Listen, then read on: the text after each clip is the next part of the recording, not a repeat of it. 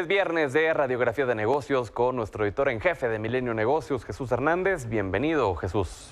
Buenas noches, Pedro. Buenas noches al auditorio. Oye, vamos a hablar de la decadencia de los cruceros, ¿no? Pues en una parte del país. En específico en el Pacífico. En el Pacífico, y ahorita vamos a platicar por qué.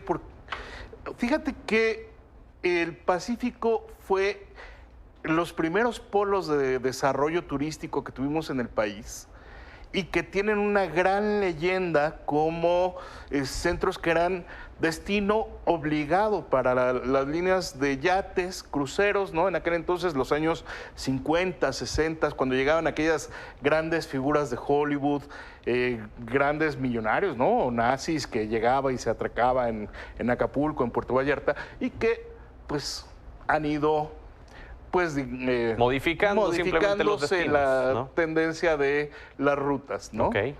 Y algo que llama la atención, hablando de que es viernes y que podemos hablar de ocio y de turismo y de estas cosas, es cómo se ha recuperado la industria de los cruceros después de que en la pandemia muy rápidamente bajaron a cero, como se ve en esa gráfica.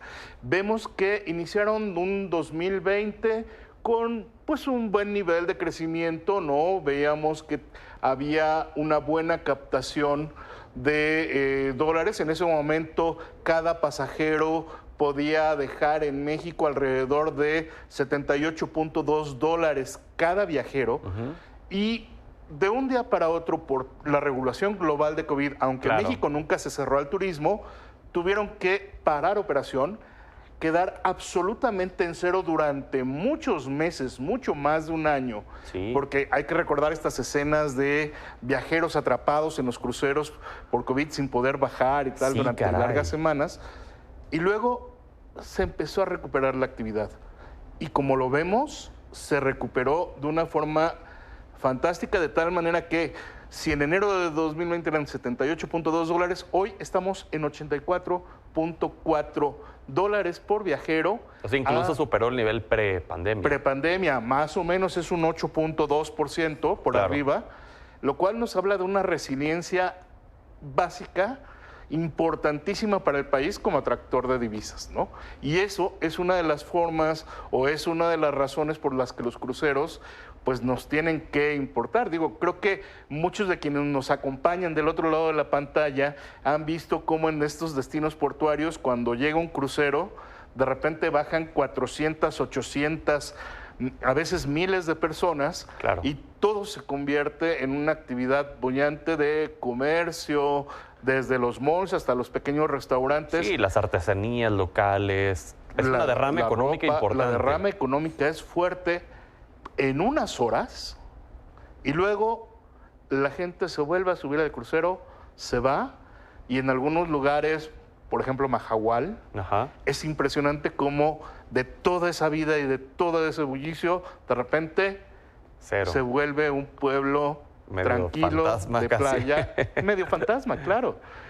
Y entonces, bueno, lo que vemos aquí es que pues México ha tenido un cierto desbalance, digamos. Si comparamos cómo ha venido desarrollándose el otro lado, ¿no? El Golfo y el Caribe versus el Pacífico, podemos ver que el destino preferido de los cruceros es Cozumel, Claro. por mucho. Estamos hablando que llegaron el año pasado, por ejemplo, 1,114 arribos de barcos con 2.93 millones de pasajeros. Y le sigue justamente Mahahual, en Quintana Roo también, con 462 llegadas y 1.23 millones de pasajeros. ¿Cómo le va al otro lado? El que más tiene del lado del Pacífico es Ensenada, con 323 cruceros y 744,000 viajeros, y le sigue Cabo San Lucas, Claro. con 227 embarcaciones y arriba de 41,000 viajeros. Que además son destinos que hoy en día están más pensados incluso para el turismo extranjero, ¿no? Para estadounidenses. Totalmente, que es la mayor afluencia de viajeros en crucero hacia México.